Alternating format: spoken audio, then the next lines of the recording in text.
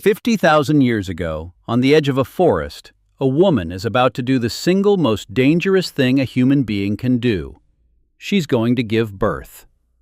No hospital, no doctor, no painkillers, no clean water. And yet, somehow, she survives. The baby survives. And that baby grows up and has children, and those children have children, all the way down to you. Every person who has ever lived is the end of an unbroken chain of successful births stretching back millions of years. Not one link in your chain ever failed. So how did they do it? With no medicine, no knowledge, and a body that seems almost designed to make childbirth as hard as possible. Because here's the strange part. Compared to almost every other animal on Earth, human birth shouldn't work at all. A baby deer can stand and run within an hour of being born. Even a chimpanzee usually gives birth alone, quietly, by herself, reaching down to guide her baby out. But human birth can take 12 hours or more. It's agonizing. It usually needs another person there to help. And for almost all of history, it was one of the leading causes of death for women. So why would evolution make the most important moment of reproduction so dangerous? For us, and almost only us. The answer comes down to two things that happened at the same time. We stood up, and we got smart. Millions of years ago, our ancestors began walking on two legs. To balance and walk efficiently, the pelvis had to become narrower. Narrow hips are great for walking, but the pelvis is also the doorway a baby has to pass through to be born. Without meaning to, evolution had started shrinking the door. And then we did something that made it far worse. We grew enormous brains. Over 2 million years, the human brain tripled in size. And a big brain needs a big skull, so human babies are born with big heads. So look at what we built. A birth canal that got narrower to help us walk. And a baby's head that got bigger to make us smart. A narrower door, a bigger head, heading straight for a collision. Scientists call this the obstetrical dilemma. The fit between a human baby's head and its mother's pelvis is one of the tightest in the entire animal kingdom, sometimes down to millimeters. And to deal with that impossible fit, nature came up with two strange workarounds. Here's the first.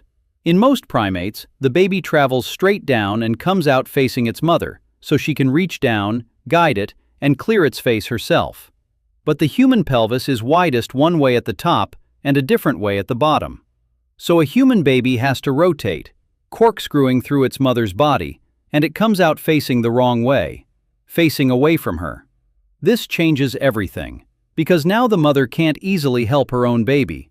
She can't see its face, and pulling it toward herself would bend its neck the wrong way.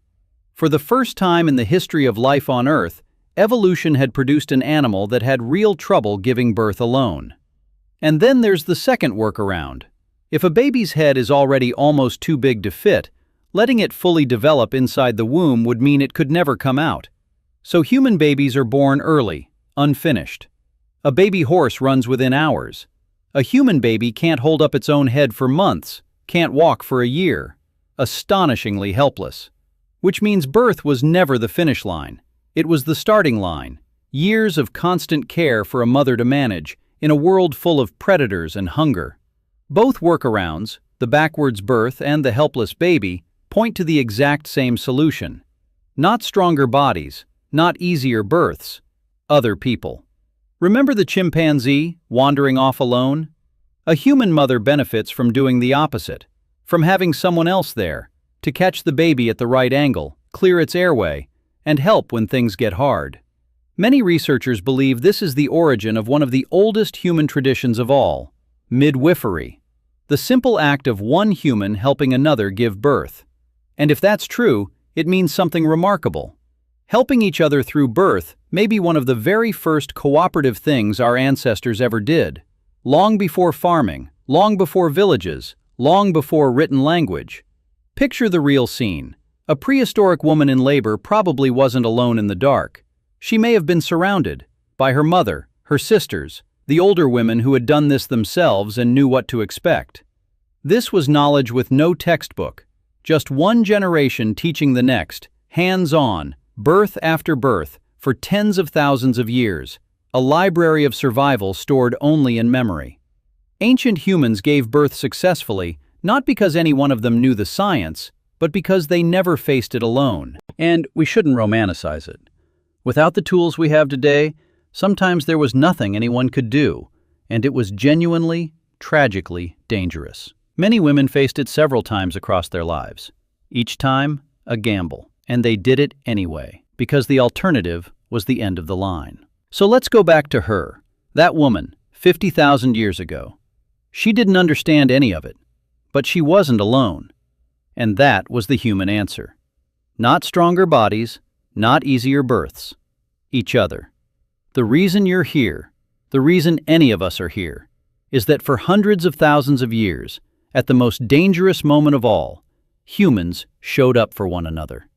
One person kneeling beside another, saying without a word, "I've got you." Push. The obstetrical dilemma made human birth one of the hardest in the natural world. And in solving it, together, we may have stumbled onto the thing that makes us most human of all. Not the big brain, not the upright walk, the helping. Every one of us was caught by someone, passed forward, hand to hand, across 50,000 years, all the way down to you. Thanks for watching.